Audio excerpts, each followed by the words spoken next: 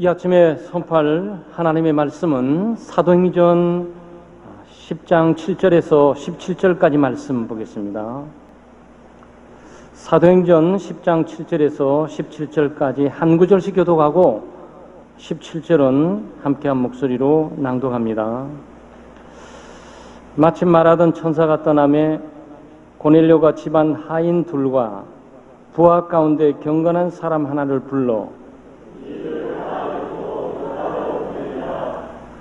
이튿날 그들이 길을 가다가 그 성에 가까이 갔을 그때에 베드로가 기도하려고 지붕에 올라가니 그 시각은 제6시더라.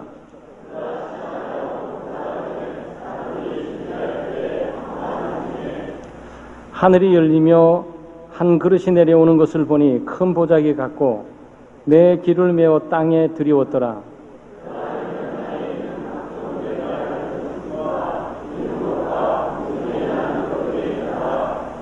또 소리가 있으되 베드로야 일어나 잡아먹으라 하거늘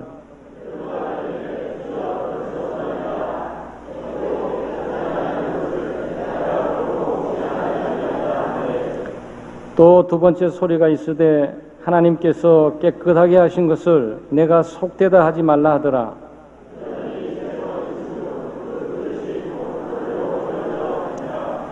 베드로가 본 바 환상이 무슨 뜻인지 속으로 의아해하더니 마침 고넬료가 보낸 사람들이 시몬의 집을 찾아 문 밖에 서서 순종의 축복이라는 제목으로 말씀을 나누겠습니다. 죄악에 물들고 타락하고 오염된 인간의 가장 근본적인 문제는 불순종입니다. 태어나면서부터 본질상 하나님의 진노의 자녀로서 부모님에게 불순종하고 선생님에게 불순종하고 사회 각종 여러 가지 리더들에게 불순종하고 동료들에게 불순종하고 후배들에게 불순종하고 불순종하고 살아갑니다. 한마디로 쉽게 말씀드리면 말을 듣지 않는 거죠. 말을 잘 듣는 거, 이거 순종하는 건데 순종은 축복을 가지고 옵니다.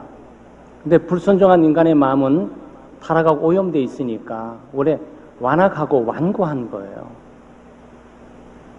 우리의 마음이 아무리 착한 것처럼 보이고 아무리 유순해 보여도 고집이 있어요.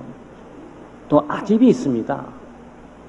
자기만의 것이라는 아주 독특한 완고한 그런 완악함이 우리 마음속에 있어요. 그래서 아무리 옳은 말일지라도 또 하나님의 말일지라도 잘 듣지 않게 되는 거죠. 고의적으로 거부하게 되고 반항하게 되고 내게 좋고 올바르고 양약이 되는 어떤 말일지라도 이 마음밭 자체가 그래서 완악하고 강팍해가지고 그것을 거부하고 거절하게 되는 거죠. 이게 인간의 비극입니다. 그래서 어머니들이 얼마나 머리 아프시겠어요. 애들이 말을 안 들으니까. 자기를 위해서 좀 평안하게 좀 잘 살게 잘 되게 하기 위해서 건강하게 복된 삶을 위해서 말을 했는데 도통 말을 듣지를 않아요. 그것은 자연스러운 일입니다. 타락하고 오염된 죄인들의 심정이 원래 처음부터 완하고 완고하기 때문에 잘 듣지 않는 습성을 가지고 있습니다. 그런데 오늘 고넬료의 가족이 구원을 얻습니다. 고넬료는 이방인이죠. 우리가 잘 아는 대로 지난번에 로마의 장교입니다. 100명의 로마 군인들 통치하는 다스리는 장교인 거죠. 그러니까 사회적인 신분과 지위도 있고 교양도 있고 에티켓도 있고 그리고 여러 가지 조건들을 많이 갖추고 살아가는 사람이에요. 근데 이 사람도 구원이 필요했던 겁니다. 예수 그리스도를 믿을 필요가 있는 거죠. 그래서 베드로 사도를 초청하고 그 복음의 말씀을 듣고 믿고 구원을 얻는 역사가 있게 됩니다. 베드로 가정뿐만 아니고 베드로의 가족 한 사람 한 사람 모두도 구원을 얻게 됩니다. 그래서 성경은 순종하는 사람들의 축복을 약속하고 있어요. 그러니까 여기는 고넬료는 하나님의 천사의 말씀을 잘 순종했습니다. 그리고 오늘 두 종을 보내거든요. 고넬료가 신실한 종 2명을 뽑아다가 보내고, 또 2명 보내기가 불안하니까 자기 부하 직원 가운데서 장교니까 장교 가운데 부관 정도 되는 신실한 부관 1명을 뽑아다가 지금 가이사랴에서 요바로 지금 심부름 보내는 거예요. 그 베드로라는 사람이 요바에 있으니까 가서 잘 모시고 오라고. 중간중간마다 강도들도 있고 또 위험한 것도 있으니까 군인 1명을 붙여서 보호해서 지금 보내고 있는 장면이 본문에 그려져 있습니다. 이걸 통해서 축복을 얻는 거예요.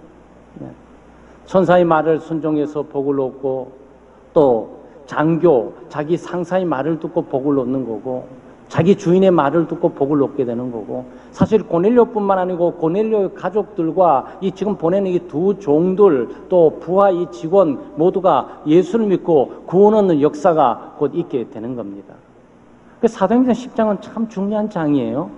1장 8절 말씀 가운데 성령이 너희에게 임하시면 너희가 권능을 얻고 예루살렘과 사마리아와 온 유대와 땅끝까지 이르러 내 증인이 되라 그랬거든요. 그러니까 지금 예루살렘에서 그 다음에 유대로 사마리아로 땅끝까지 복음이 전거되는 가정 가운데 지금 여기 있는 이 가이사랴, 지금 이게 고넬료 가정이 구원 얻는 거죠.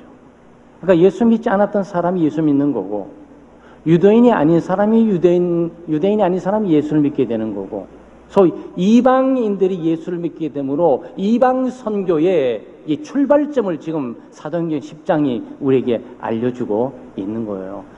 유대인이 아닐지라도, 아브라함의 혈통적 육신적인 자손이 아닐지라도 예수 그리스도를 믿음으로 모든 민족이 구원을 얻게 되는구나 라는 이 증명을 지금 고넬료와 그 가정을 통해서 우리들에게 보여주고 있는 겁니다. 본문을 통해서 우리가 하나님의 일하심과 하나님의 복주심을 살펴보고 우리 모두가 말씀을 붙들고 은혜를 받아야 되겠습니다. 첫째는 경건한 자가 하나님의 일을 합니다. 하나님께서 쓰시는 사람들이 경건한 사람이에요. 세상에 똑똑한 사람도 많고 머리가 좋은 사람도 많고 또 돈 많은 사람들도 많고 더 건강한 사람들도 많고 IQ 높은 사람들도 많고 사회 신분 지위 높은 사람도 많은데, 하나님이 그 모든 사람들을 다 무시하는 게 아니고 특별히 하나님이 쓰시는 사람이 있어요. 그 쓰시는 사람은 경건한 사람입니다. 경건하고 신실한 사람을 하나님께 쓰시는 거죠. 여러분, 여기에 한 100명의 군사를 거느리고 있는 바로 외국의 아주 고귀한 장교가 있어요. 이 장교가 신분을 보내는데 아무나 보내겠습니까? 사람을 잘 뽑고 잘 써야 되지 않겠어요? 그러니까 이게 2 종이라 그랬어요. 2 종은 단순한 종들이 아니에요. 노예로서 강압적으로 억압적으로 마지못해서 강요당해가지고 심부름하는 이런 관계가 아니고, 이 종들은 마치 가족적인 관계를 갖고 있는 그런 종들이에요. 그 부하 직원도 마찬가지고. 그런데 이 사람들을 이 고넬료가 뽑았단 말이죠. 뽑아서 그 먼 거리를 보내면서 지금 심부름 시키고 있어요. 여러분, 사람을 일 시킬 때 어떤 사람을 쓰십니까? 똑똑한 사람 쓰십니까?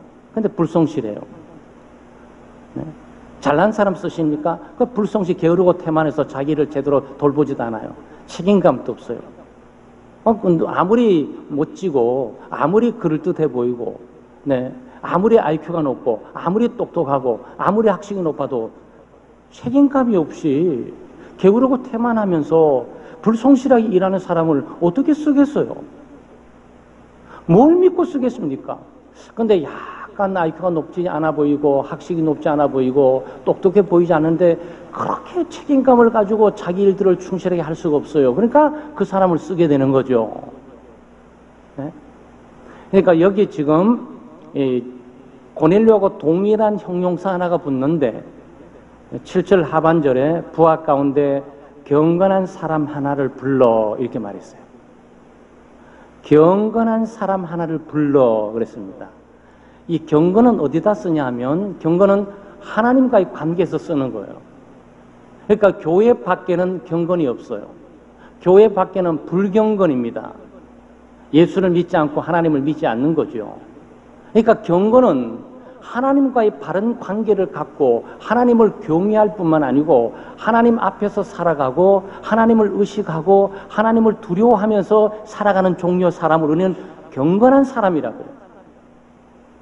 우리는 즉각적으로 이 사람이 평범한 사람이 아니고 신앙을 갖고 있는 사람이고 믿음을 갖고 있는 사람이구나라는 부분을 깨닫게 됩니다. 하나님의 존재를 인정할 뿐만 아니고 하나님의 살아계심을 인정하고 하나님이 나를 보고 있음을 인정하면서 그 하나님 앞에서 늘 조심스럽게 내가 시간이나 건강이나 재능들을 하나님 보시기에 합당할까? 내 행동과 말이 하나님의 보시기에 인정받을 만할까라는 의식을 갖고 있는 사람을 우리가 경건한 사람이라. 그 사람이 경건해야 돼. 경건한 사람이 성실한 사람이에요. 성실한 사람이 믿을 만한 사람이에요. 그 믿을 만한 사람이 하나님의 말씀에 순종하면서 소위 큰 일을 하는 거예요. 그래서 하나님이 쓰시는 사람은 경건한 사람이다. 하나님이 쓰시는 사람은 믿음의 사람이다. 하나님이 쓰시는 사람은 하나님을 의식하고 살아가는 신실하고 성실한 사람이다. 라는 부분을 우리가 깨닫게 되는 거예요. 다시 말씀드리면 교회 생활과 신앙 생활을 잘하는 사람이 가정 생활과 사회 생활을 잘하는 거예요. 아마 교회 여러분이 이것을 구분시킬지 몰라요. 성실한 것과 경건한 것은 별개의 것이라고. 교회 생활하는 사람, 신앙 생활하는 사람, 예수 믿고 사는 사람 따로 그렇게 살지 않아도 나는 성실하고 바로 살아갈 수 있다고 생각할지 몰라요. 그런데 그렇지 않습니다. 경건한 사람이 성실한 사람이고 경건한 사람이 믿을 만한 사람이고 믿을 만한 사람이 경건한 사람이고 성실한 사람이 경건한 사람이에요. 경건한 삶과 성실을 분리시킬 수는 없어요. 교회 생활 엉망진창을 하고 신앙생활 제멋대로 하는데 세상 속에서 성실하게 살아가고 있다? 그렇게 되어질 수가 없어요. 성실하게 바로 살고 있는데 신앙이 없다? 그럴 수 없어요. 아마 여러분 성실한 사람들을 많이 보게 될 겁니다. 한 나라의 대통령 되는 사람들은 굉장히 성실한 사람들입니다. 그렇죠? 자기 일에 성공적으로 책임감을 가지고 공부도 열심히 하고 책임감 있게 자기 단대리를 잘했던 사람이 대통령이 될 수 있는 거지. 인사청문회, 국민청문회를 거쳐서 대통령 되잖아요. 근데 모든 대통령이 다 그 직을 다 유지하게 되는 건 아니잖아요. 그래서 우리 한국 사회 보는 것처럼 별이 땅에 떨어지듯이 떨어지잖아요. 그 사람들이 성실하지 않아서 그런 거예요? 아니에요. 경건하지 않아서 끝까지 성실할 수가 없는 거예요. 대한민국에 돈 있고 또 물질이 있고 권세 있는 많은 분들이 있는데 지금 어떤 가족 한 가족은 또 계속적으로 검찰에 불려다니고 있잖아요. 그 사람들이 불성실한 사람이에요? 아니에요. 자기 일에 공부를 열심히 했던 사람이고 대학도 졸업하고 외국 대학도 졸업하고 우수한 지력과 능력을 갖고 있고 우수한 경험을 가지고 우수한 배경 가운데 어떤 직위를 갖고 일을 하던 충실하고 책임감 있는 사람이라고. 근데 뭐가 문제죠? 경건이 없는 거야. 하나님과의 관계가 바르지 않고 하나님을 의식하지 않고 하나님을 두려워하지 않고 하나님 앞에 살고 있는 것을 잊어버리고 산단 말이죠. 그래서 그 성실함은 지속될 수가 없는 거예요. 사랑하는 여러분, 교회 생활을 잘하는 사람이 가정 생활과 사회 생활을 잘하는 거예요. 그건 틀림없어요. 근데 교회 생활이 잘못되죠? 사회 생활 잘못돼 가고 있다고 보시면 돼. 그냥 성경적인 개념이에요. 예수 안 믿는 사람들에게 이 말을 하면 내가 교회 안 믿고 신앙생활 안 하고 예수 안 믿는다 그래도 나는 성실하게 바르게 살아갈 수 있어. 아니, 다 도덕적으로 윤리적으로 무너지게 돼 있어요. 하나님을 경외하는 것이 지혜의 근본입니다. 하나님과의 관계가 바르면 사람과의 관계가 바르고 하나님께서 인정하게 되면 완전하시고 온전하시고 순수하신 하나님께서 인정하시는데 사람들의 눈에 얼마나 더 인정을 받을 수 있겠습니까? 그게 오늘 본문에 그려져 있다고요. 짧은 문장이지만 경건한 사람, 부하한 사람을 세웠다라는 얘기는 경건하고 하나님을 두려워하고 하나님을 의식하고 주인이 없어도 주인보다 높은 하나님이 계시기에 함부로 경건망동하면서 무책임하게 게으르고 태만하게 살지 않고 오히려 더 바로 살게 될 것을 믿으면서 맡겨서 보내는 거란 말이에요. 여러분, 요셉이 애굽의 총리가 되었습니다. 요셉은 그야말로 반전과 역전의 주인공이죠. 노예로 갔다가 그 당시 최고의 강대국의 국무총리가 된 거잖아. 뭐 그래서 공부했습니까? 아니요, 공부할 시간 없어요. 애국의 가장 좋은 대학을 다녔습니까? 그런 것도 없어요. 뭐 좋은 집안의 배경이 있어 받쳤으면 그것도 없어요. 그런데 그냥 보디발이라는 이 사람이 너무나 마음에 드는 거야. 왜 애굽에는 이런 젊은이가 없는가? 왜 애굽에는 자기 일처럼 이렇게 충실하고 성실한 사람이 없는가? 이게 생각이 드는 거예요. 내가 그 사람은 자기 자식 거두듯이해서 내 아내 외에는 이 집안 모두를 다 다스려라 맡겼어요. 성실하고 믿을만한 사람이라고. 도대체 요셉에 뭘 보고, 그 노예의 신분에 뭘 보고. 그런데 보디발이 요셉이 기도하고 요셉이 하나님과 함께함을 보고 맡긴 거예요. 경건하다. 내가 없어도 나보다 더 무슨 신, 그 하나님을 저가 믿고 그 하나님 앞에 살고 있으니 내가 뭘 더 말을 하리요. 그럼 세상 성공은 이렇게 하는 거예요. 경건한 사람이 성실하고 경건한 사람이 정직하고 경건한 사람이 믿을만해서 세상 속에 있는 사람들이 맡기는 거예요. 사랑하는 여러분, 경건한 삶을 사시기를 주의 이름으로 축원합니다. 하나님과의 관계를 바라고 신앙생활을 바라하게 될 때 바로 우리 가정 가운데서 계시는 그 하나님을 의식하고 또 내 직장 가운데 계시는 하나님을 의식하고 거기서 성실하게 신실하게 살아가게 될 거예요. 그 결과는 복입니다. 하나님이 다양한 방법을 통해서 그것들 응분의 대가를 지불해 주시는 거죠. 두 번째 우리가 생각할 수 있는 것은 하나님의 축복은 오직 순종을 통해서 주어집니다. 순종을 통해서 주어져요. 7절 8절에 보게 되면 이 고넬료는 천사의 말을 들었습니다. 하나님의 말씀을 들었어요. 하나님 말씀을 듣고 난 이후에 두 종들을 불렀습니다. 그리고 부하 한 명을 불렀어요. 그리고 지금 가이사랴에서 요빠까지 가라. 나는 솔직히 잘 모르지만 하나님이 내게 말씀하셨다. 그러니 하나님의 말씀을 나는 순종하고 싶다. 그러니까 너희들이 가라. 그러니까 종들은 그냥 갖고 갔어요. 근데 가이사랴에서 요빠까지는 50km 정도 됩니다. 50km 정도. 50km 정도 되는데 사실은 이 고넬료가 이 하나님의 말씀을 듣게 된 시간은 오후 3시예요. 오후 3시니까 50km 정도로 가려면 보통 한 12시간 걸립니다. 빠른 속보로. 군대적인 속보로 빠르게 걸으면 50km는 한 하루나절 걸리는 시간들이에요. 한 12시간 정도 걸립니다. 그런데 지금 여기에 하나님의 말씀을 들었던 시간은 오후 3시예요.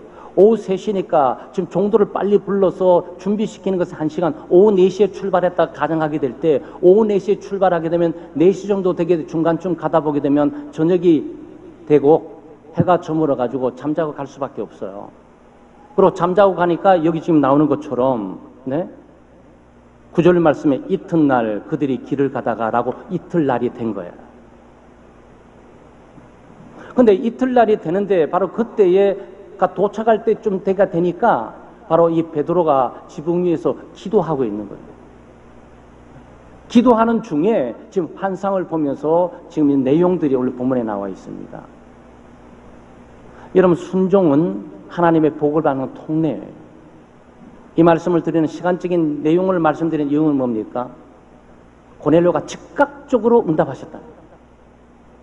하나님의 말씀을 듣고 의심하거나 주저하지 않고 그 말씀을 붙들고 말씀의 믿음을 걸고 즉각적으로 종들을 부르고 그리고 부하를 불러서 심부름을 보냈단 말이에요. 여러분, 장교로서 이방인으로서 이런 신앙적인 경험은 크게 없어요. 목사를 만나본 적도 없다고. 근데 이 목사님 말씀, 베드로는 천사 말을 듣고 좀 움직인단 말이죠. 종들도 마찬가지죠. 종들 순종했습니다. 아까 말씀드리지 않았습니까? 종들의 관계는 지금처럼 노예적인 관계에 의해서 억압이나 강요에 의해서 움직이는 사람들이 아니라고 가족적인 개념을 갖고 있는 거예요. 경건한 사람, 이 경건한 이 단어는 누구에게 붙여졌습니까? 주인 고넬료에게 붙였던 거예요. 고넬료가 경건한 사람인데, 네? 그 장군의 그 부하라고 지금 보좌관 또 지금 경건하단 말이에요. 그러니까 같은 신앙생활 했구나라고 즉각적으로 알 수 있어요. 여기 대통령 있고 장관이 있는데 이 사람 집사고, 우리 지금 열심히 노력하고 일하는 회사원이 있는데 여기도 지금 집사고 똑같은 거야. 그런 내용이에요. 그러니까 이 관계는 단순하게 명령을 내려가지고 강요하고 억압에 의해서 장교가 나에게 내리 이런 게 아니란 말이죠. 그러니까 이게 자발성이 있고 능동성이 있고 기꺼이 늘 이게 대장되는 이 고넬료를 돕고 지지하고 이 고넬료를 위해서 헌신하고자 하는 마음으로 가득 차 있는 사람들이, 이 사람들이 순종을 했어요. 순종을 통해서 결국 베드로는 오게 되고요. 베드로도 순종했지 사실은. 지금 이 장면에서 베드로가 불순종했던 내용들이 좀 보이지만 궁극적으로 베드로도 순종을 해서 지금 요바에서 가이사랴까지 와서 하나님의 말씀을 전하게 됩니다. 그 말씀을 듣고 고넬료도 구원을 얻고 그 가족들도 구원을 얻고 지금 심부름하고는 종들도 구원을 얻고 그 장교의 부하였던 바로 이 보좌관도 구원을 얻는 역사가 있게 되는 거죠. 이 모든 경로 가운데서 순종의 흐름이 흘러요. 이 중에 한 사람만이라도 거역하면서 이 말을 따르지 않고 이 흐름을 따르지 않으면 이 구원의 역사는 일어날 수가 없는 사건이란 말이죠.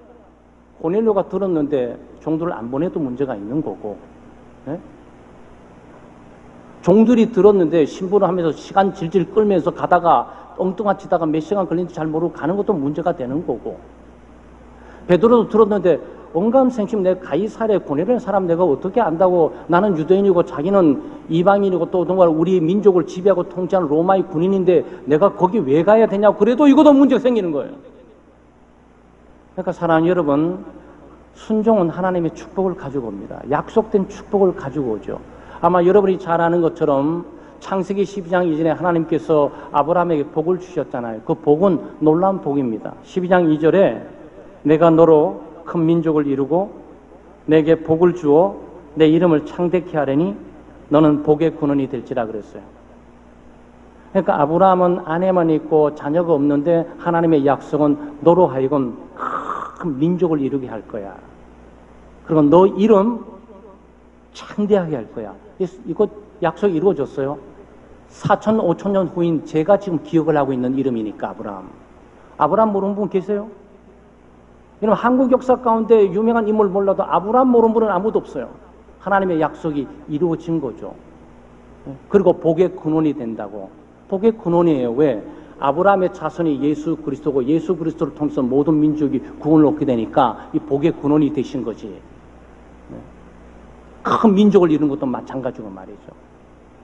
예수 그리스도 안에서 믿는 모든 자들이 참된 아브라함의 자손으로서 그 믿는 사람들의 수가 하늘을 뒤덮고 있잖아요. 이 약속이 이루어진 거예요. 도대체 이 약속을 어떻게 받았을까? 하나님은 큰 민족을 이루게 해주고 있고 너의 이름을 창대하게 해주겠고 너는 복의 근원이 되리라고 약속해 준 이 약속을 어떻게 받게 됐을까? 여기 순종의 믿음이 나오는 거예요.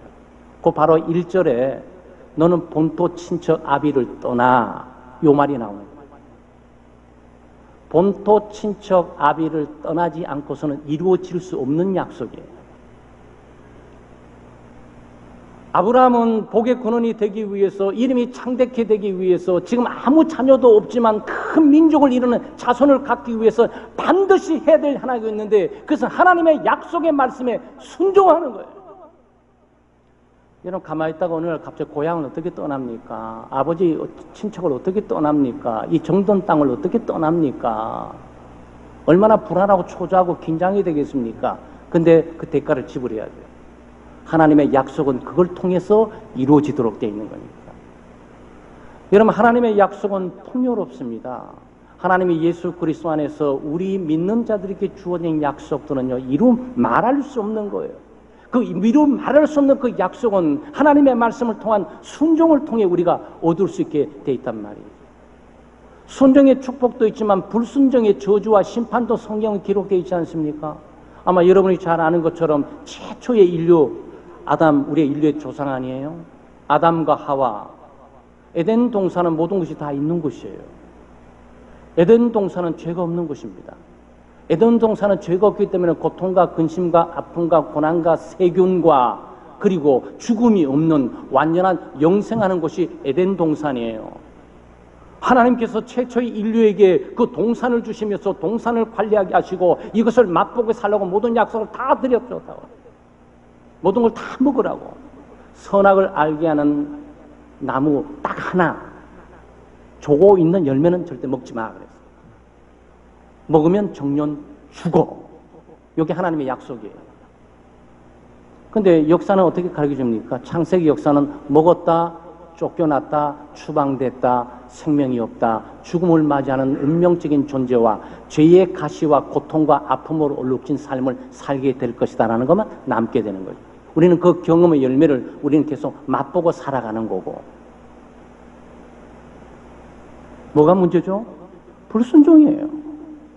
그 과일 하나 따먹는 게 뭐 이렇게 중요하고, 아니, 과일 따먹고 안 먹고가 문제가 아니고 말씀에 대한 순종하지 않았다는 데 문제가 있는 거예요. 순종하지 않았다는 얘기는 뭡니까? 하나님을 믿지 않았다는 얘기예요. 믿었으면 안 따먹었겠지. 정말 그렇게 될 걸 알면 안 따먹었겠지. 그렇지만 사탄의 뱀을 통해서 유혹했던 것은 뭡니까? 너 저거 먹으면 정령 죽어 이렇게 말했습니까? 하나님하고 똑같은 말 안 했어요. 먹으면 죽는다고 하더냐? 이렇게 물어봤어요. 확인을 해보는 거예요. 하나님 정령 먹으면 죽으리라. 그때 하와는 먹으면 정령 죽으리라 그랬어. 이렇게 나가야 되는데 먹으면 안 죽을 수도 있는 건데 내가 잘못 생각한 것이 아닌가? 이렇게 돌아서면서 의심이 생기기 시작하고 결국은 유혹을 받아서 따먹게 되는 과정이 되는 거죠. 여러분, 하나님 말씀 무시하시면 안 돼요. 예수 그리스도 안에 주어진 하나님의 무궁무진한 약속들은 순종을 통해서 얻게 되어 있어요. 그래서 유명한 최초의 사사이자 이스라엘의 지도자였던 사무엘이 뭘 말했죠? 순종이 제사보다 낫다고. 순종이 예배보다 낫다고. 예배 드리는 의미가 뭐죠? 예배를 통해서 하나님께서 복을 주시고 예배를 통해서 하나님을 만나는 것이며 예배를 통해서 하나님의 임재와 영광을 보게 될 것이고 예배를 통해서 하나님의 말씀을 듣게 되고 그러므로 생명을 이어가게 될 것이라는 것들을 순종하기 위해서 여기 와 계시는 거야. 예배를 드려서 복을 주는 것이 아니고 말씀에 순종했기 때문에 복을 주시는 거예요. 그런데 순종의 개념으로 오지를 않고 삶을 마음대로 막 살면서 예배 주일날 11시부터 12시 이 시간을 지키기 위해서 하고 있는 것이라면 큰 착각을 하는 거랍니다. 하나님께서 이날을 복 주시기로 작정을 하셨고 이날의 예배를 통해서 축복하시기로 하셨기 때문에 여러분이 순종 통해서 오는 순종을 보시고 예배당 오는 순간, 아니 오기도 전에 출발하는 그 순간부터 이미 하나님은 복 주시기로 결정하신 거예요. 그냥 순종 때문에 그런 거예요. 오늘 내가 예배를 잘 드리고 눈 부릅뜨고 설교를 듣고 암송을 하고 기도 열심히 해가지고 이 행위 때문에 주는 것이 아니고 순종. 이날을 하나님의 날로 순종하고 이날을 하나님께서 복 주시는 날로 알면서 예배 가운데 있는 내 삶의 순종을 통해서 하나님께서 복을 주시는 겁니다. 마지막으로 하나님의 말씀에 불순종하는 요인은 무엇일까? 하나님의 말씀에 참 우리가 말씀대로 살고 싶고 믿고 싶은데 잘 되지 않잖아요. 근데 오늘 베드로의 삶에 보게 됩니다. 그래서 두 종하고 한 명의 이 부관이 보호함에서 또 도착할 때쯤 되니까 이 가이사랴에서 요빠까지 한 12시간 가가지고 또 밤이 됐고 자고 난 다음에 중간에 한 정오쯤에 도착했어요. 정오쯤에 도착하게 되니까 지금 여기에 베드로가 지붕 위에서 기도하고 있는 거예요. 그러니까 기도하고 있으니까 하나님께서 지금 하나님의 뜻과 역사를 이루기 위해서 베드로에게 환상을 보여줍니다. 하늘에서 보자기가 내려오는데 거기 짐승들이 있어요. 짐승들이 있고 그 다음에 기는 거라니까 벌레를 말하는 거예요. 짐승들이 있고 벌레가 있고 새가 있다 그랬잖아요. 나는 새가 있다 그랬어요. 하나님께서 자, 베드로야 먹으라 그랬어요. 그러니까 베드로가 네, 하나님 감사합니다. 너무 고맙습니다. 나 같은 죄인에게 먹을 것을 주시다니요. 감사합니다. 먹으면 되잖아. 먹으면 되잖아요. 근데 먹을 수 없습니다. 이렇게 나간 거야. 하나님의 이 말에 대해서 정면으로 지금 반박을 하면서 당신의 뜻은 알겠는데 그것은 내 마음에 들지 않아요. 지금 이걸 하고 있단 말이죠. 감히 하나님을 협상의 대상으로 아직도 이고 있는 거죠. 그러니까 좀 베드로는 뭐죠? 수속 제자입니다. 산전수전 다 겪었어요. 예수님을 부인했던 적도 있고 은혜 받은 적도 있어요. 근데도 아직 멀었잖아. 근데도 아직도 뭔가 헷갈려서 뭐가 뭔지를 모르고 지금 가고 있단 말이죠. 지금 예수님께서 지금 베드로에게 자꾸 말하는 내용들은 의지는 뭐죠? 순종을 보려는 거죠. 네가 얼마나 똑똑한지, 네가 얼마나 높은 급수지, 네가 얼마나 많은 경험을 했는지, 네가 얼마나 놀라운 경험을 했는지, 네가 얼마나 사도가 돼서 사도 중에 수석이 됐는지 난 관심 없어. 네가 얼마나 믿음이 있고 얼마나 고난의 시련 가운데 하나님을 하고 있는지 난 관심이 없다고. 내 관심은 순종하나 안 하냐 이거 보고 싶은 거야. 항상 순종하지 않고 문제를 일으켰잖아. 그러니까 이번에 또 한번 해보자고. 하나님께서 보여주셨어요. 그럼 지금쯤 되면 인격도 많이 고상해지고 신앙생활도 많이 훈련되어 있고 직분 감당하다가 예수님을 부인했던 적도 있고 제자들 앞에서 같은 동료들 앞에서 수치스러운 것도 많이 보였으니까 지금도 성령도 또 받았고 사도행전 2장에서 성령으로 충만케 되는 것도 경험을 했고 그러니까 지금쯤은 말씀에 그냥 즉각즉각 순종할 줄 알았는데 또 시작하는 거야. 이게 뭐죠? 여러분 평생 배우셔야 돼요. 평생 뭘 배워요? 예수 그리스도를 신뢰하는 법을 배워야 되고 순종하는 법을 배워야 돼요. 우리는 너무 똑똑해서 문제예요. 너무 많이 알아서 문제예요. 경험을 너무 많이 해서 문제예요. 내가 가지고 있는 고정관념과 편견과 선입견이 문제예요. 그러니까 먹으라고 먹어야 되는데 베드로가 뭘 말하는 거죠? 그 속되다, 이게 더럽다라는 뜻이에요. 제가 생각할 때 그 더러운데요? 그러니까 하나님이 뭐라고 말하죠? 아니 이거 깨끗한 거야. 먹어. 더러운데요? 못 먹겠어요. 이거 깨끗한 거랑 먹으라니까. 몇 번 했다고요? 네, 3번 계속 했습니다. 하나님은 3번 이상 잘 안 하시는 것 같아요. 베드로도 3번 부인했지만 네, 3번은 완전 순인데 3번 이상 또 한번 기회도 주지도 않는 것 같아요. 뭐 용서는 또 한없이 해야 되지만 말이죠. 네? 여러분 베드로가 똑똑한 겁니까? 하나님이 똑똑한 겁니까? 베드로는 지금 왜 이러는 거죠? 편견이 있는 거예요. 선입견이 있는 거예요. 고정관념이 있는 거예요. 이 선입견과 편견, 고정관념이 예수 그리스도를 믿지 못하게 하고 신앙의 말씀을 따라 순종하지 못하게 하는 자기를 둘러싸고 있다. 여러분과 저의 큰 문제가 말씀에 대한 순종을 잘 하지 않는 건데 그 이유가 뭐죠? 내가 가지고 있는 고정관념이 있는 거야. 내 식으로 살아가는 방법론이 있는 거예요. 내 식으로 신앙생활하고 내 방식대로 살아왔던 믿음 생활, 교회 생활이 딱 구축되어 있는 거야. 근데 하나님은 늘 변화를 일으키는 거. 오늘 갑자기 비 오시기도 하고 비 오게 하기도 하고 햇빛 주시다 태풍이 일으키고 바다를 그냥 감아서 휩쓸어 버리기도 하고 이러시잖아요. 봄, 여름, 가을, 겨울이 있지만 어느 날 봄이 짧아져 버리고 겨울이 길어져 버리고 막 이렇게 만드실 수도 있잖아요. 우리의 가장 큰 적은 내 자신이에요. 사람들이 하나님의 말씀을 들을 때 뭐 시간이 없었다, 바빠서 안 된다, 직분 때문에 안 된다, 뭐 때문에 안 된다, 또 애 때문에 안 되고, 소가 있어도 나고 양이 있어도 안 되고, 직장이 어려서 다 그렇지만 한마디로 얘기하면 자기 속에 가지고 있는 자기 스타일만이 갖고 있는 고정관념, 요 편견이 있어요. 그건 안 된다, 못한다, 할 수 없다, 하면 안 된다 라는 자기 것을 갖고 있다고. 이것 때문에 하나님께 가까이 못 나가요. 이것 때문에 순종할 수 없는 거예요. 이것 때문에 하나님께서 새롭게 말씀하시는 것들을 따라서 살아갈 수가 없는 거예요. 여러분 베드로가 완악하다고 그랬습니까? 아니에요. 여기 말하고 있는 지금 더럽다고 말하고 있는 건 이 새 그다음 짐승, 네. 그리고 여기 있는 벌레들을 누굴 표현하면 이방인들에 대해서 말해요. 유대인들은 이방인들을 만나서 안 된다. 유대인들은 이방인들을 만나게 되면 이방인들은 하나님 보시기에 걔가 동물적인 존재들이고 더러운 존재들이고 불결한 존재들이고 하나님이 없는 존재들이고 하나님의 말씀이 없는 존재들이고 그러기에 저들과 접촉하고 저들을 만나서는 안 된다. 저들을 구원해서 우리 교회로 들어오게 해서는 안 된다. 라고 생각을 한 거야. 자기 생각이지. 그 자기 생각이지.